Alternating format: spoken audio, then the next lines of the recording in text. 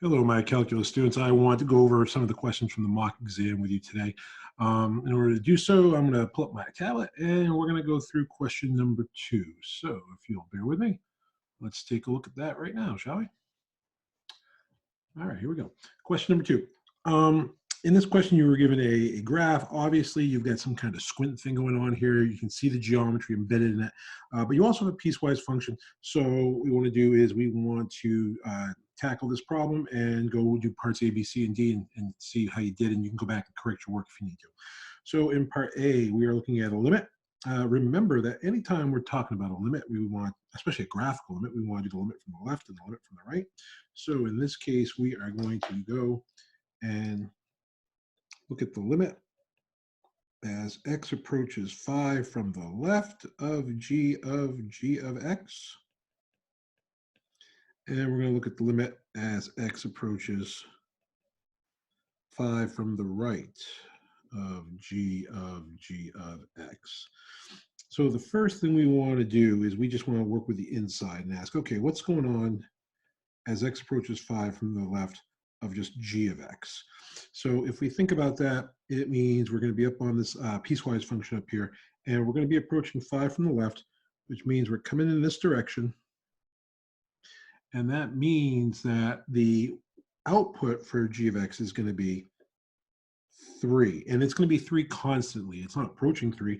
Every step along the way along this red line here, we're getting an output of 3. So that limit is just 3. So the next thing we want to do is we want to now take the limit as x approaches 3 of g of x. So again, remember, the 3 that we found right here, it wasn't approaching 3, it was exact 3 because we were on that horizontal part of the line. So when we take this, and this output for the first g of x becomes our input for the next g of x, we're asking what is the limit as x approaches 3, because again, all that's happening is this guy is becoming the new input for the outside function g. Well, we look at this one and it does not matter if we approach it because we're actually at that value. G of 3 is 3. So we know that as we approach g of x from 5 from the left, we're going to get output of 3. So that's half the answer. Now we've got to go and do the same thing by approaching g of x as x approaches 5 from the right. So we're going to do the same thing. We're going to start with the inside.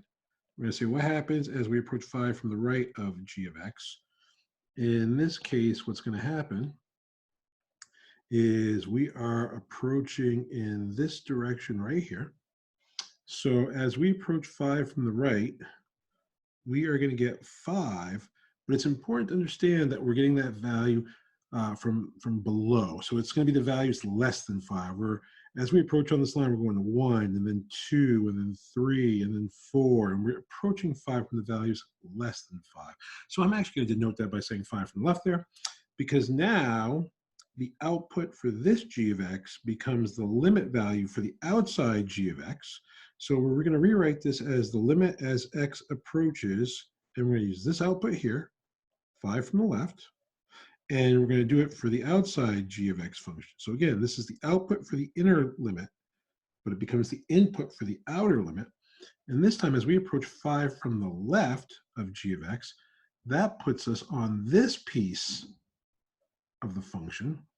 And as we're on that piece of the function, the answer we're going to get as we approach is going to be 3.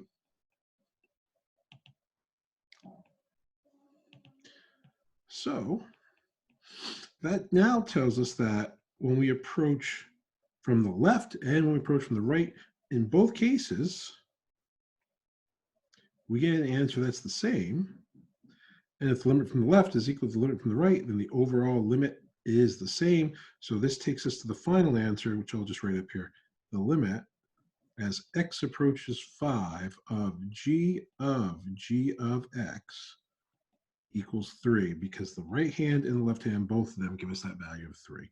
So that's the answer that we're looking for. And this would be the work you would need to show. So again, you do the inside limit first, the output for that limit becomes the input for the outside limit, and you go from there. So hopefully that helps you out on that one. Moving on to example B, is f of x continuous? Well, keyword here is continuous. That keyword I will write right up here. It is the limit as x approaches. Well, our value here is 2 from the left of our function has to equal the limit as f of x approaches 2 from the right of our function, and then that has to equal the function when we plug in the value itself. So that's our definition of continuity. I'm going to erase the equal signs because we haven't shown that this is true yet, so we're going to do it now.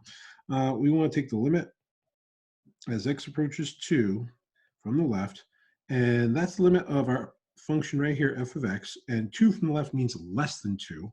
So that means we will be using 3e to the 4 minus x squared. So this is the one we use when x is approaching 2 from the left.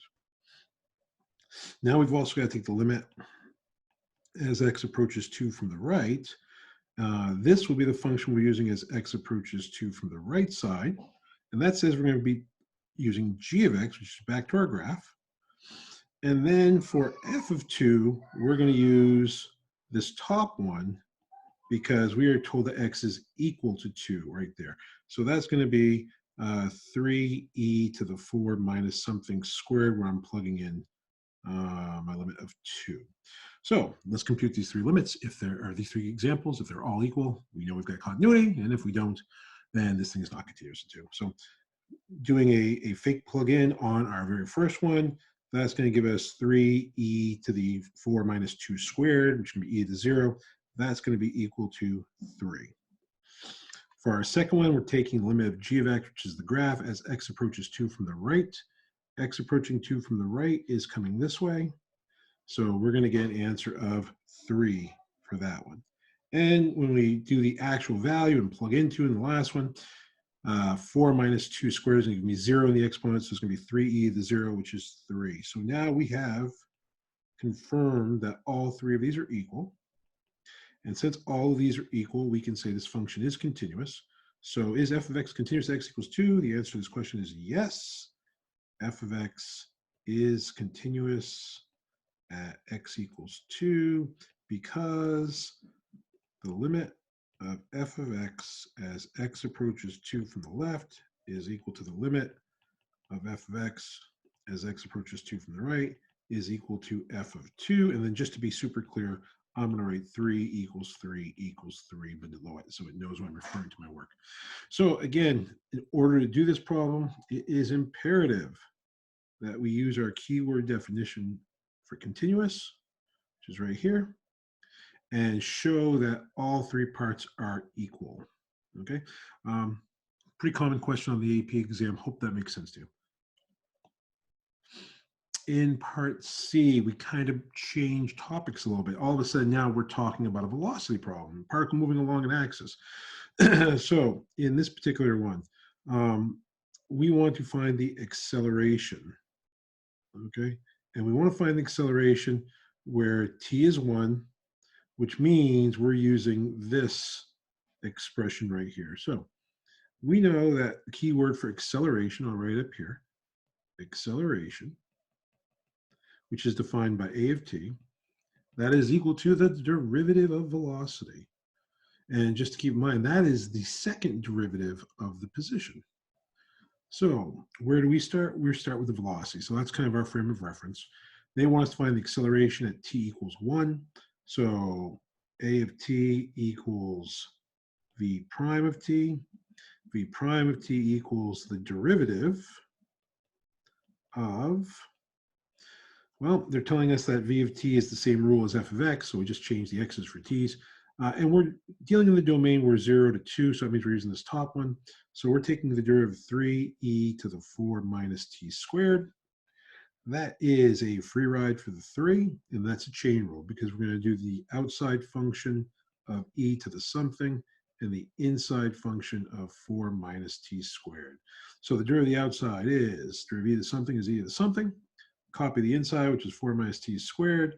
Multiply that whole expression, not just the exponent, but the whole expression, times the derivative of the inside, which is derivative 4 is 0, derivative of negative t squared is negative 2t. So we end up with negative 6t e to the 4 minus t squared. So there's our acceleration. They asked us to find it when t equals 1. So we're doing Plug in 1, a of something. That's negative 6 times something, e to the 4 minus something squared. If we're playing it safe, we don't have to simplify. We can leave our answer just like that. I am going to simplify this just for the sake of doing it. But remember, as a final answer, this is perfectly okay on the AP exam. So we're going to get negative 6e, and this is going to be 4 minus 1 squared. 1 squared is 1. 4 minus 1 is 3. So there's our answer for a of 1. Okay. Now the second part of this one we might not be as familiar with.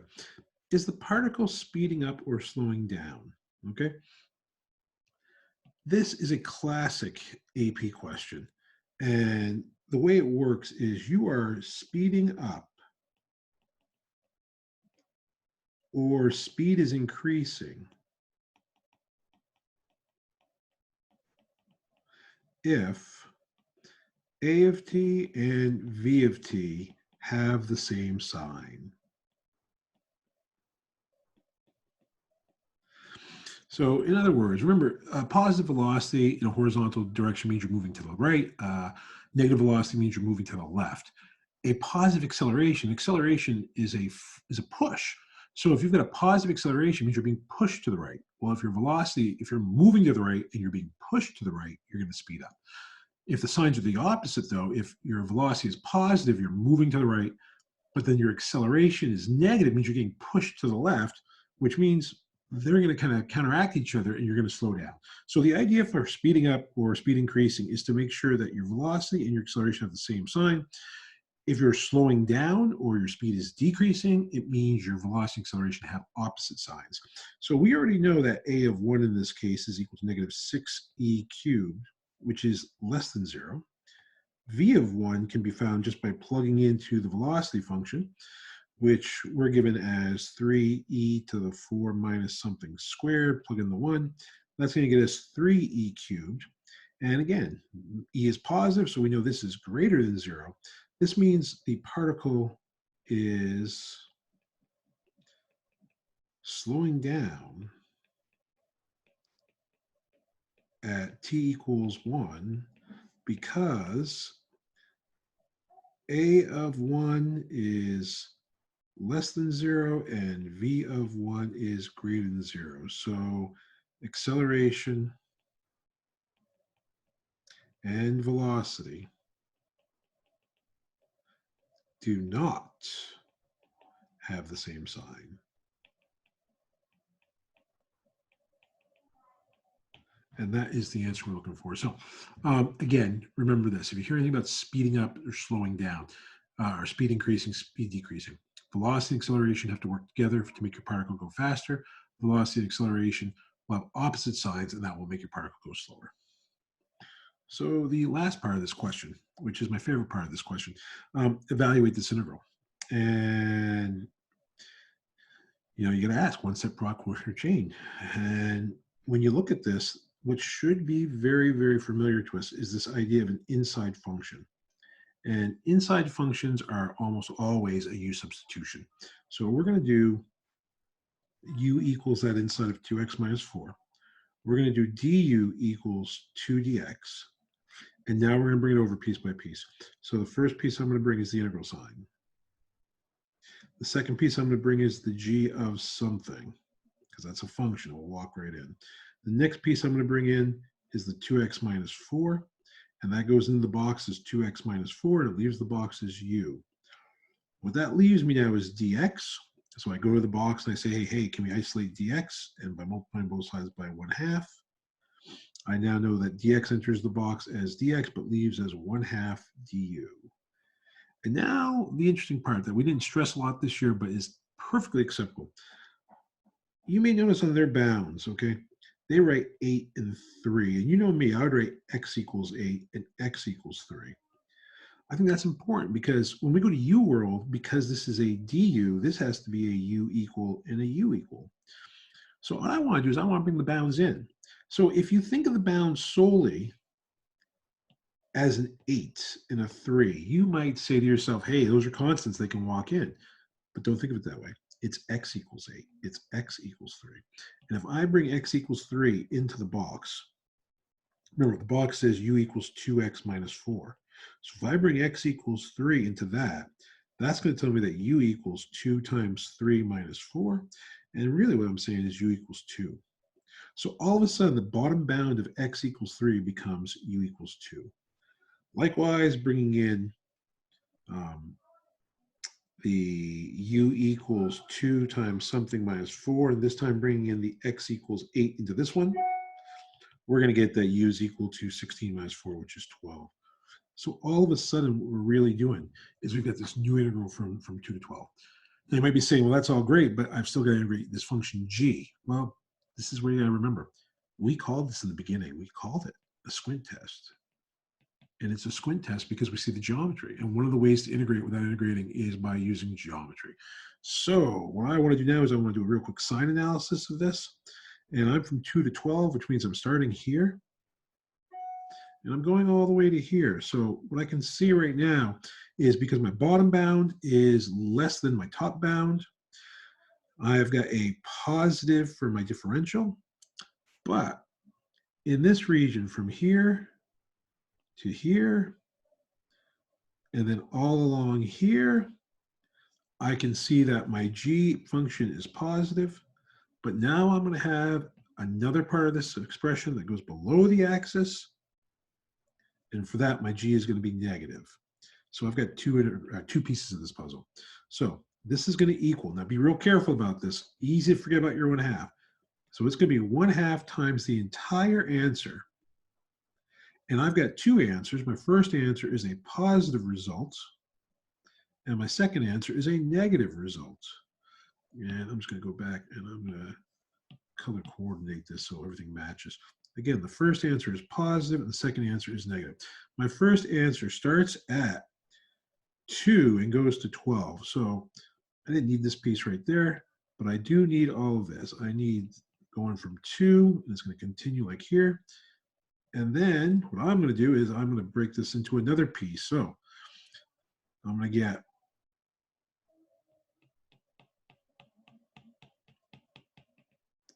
get the first piece, which is a square, which is base times height. And the base here goes from 2 to 5. So that's a base of 3. And it's got a height of 3. So it's going to be 3 times 3. But then to that, I've got to add a triangle, which is 1/2 base times height. The base of this triangle goes from 5 to 10. So I'm going to get 5 there. And the height is also 5. And that should all fit right in there. And now I'm going to go do the negative part of this puzzle. And the negative part of this puzzle is a triangle, 1/2 base times height. Keep in mind, I have already taken care of the sign, so all I need to do now is just find this base. That base is 2, and that height is also 2. So I apologize for squishing that in a little bit, but my final answer here is going to be written as negative 1/2. And again, as far as the AP exam is concerned, you don't have to simplify anything. So you're perfectly good writing 3 times 3 plus 1/2, 5 times 5 for the first piece, and then minus 1/2, 2 times 2. If you did want to simplify it, which I do not suggest, but if you did, you would go through and you would get 1/2. So for any of you who actually work this out, this is going to be 9 plus 25 halves. And this is going to be minus 4 halves. Well, that's going to get me, let's see here, 18 halves. And then these are going to combine to get me 21 halves.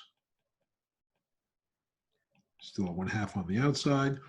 So that is going to take me to a total number of 39 on the inside over 2, but times 1/2 on the outside, it's going to be 39 over 4.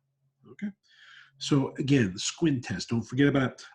I really, really, really like this last problem. I think this is a great problem.